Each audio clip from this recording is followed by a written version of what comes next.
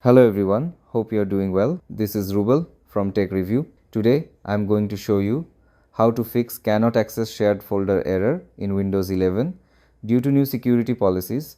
To fix this error, click on the Start menu, type gpedit. After appearing the Group Policy Editor, click on it. Under the Computer Configuration, double-click on Administrative Template, Network, LAN MAN Workstation.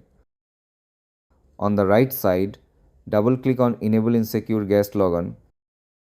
Select Enable. Click on the Apply and OK. Now close the Group Policy Editor and restart the computer.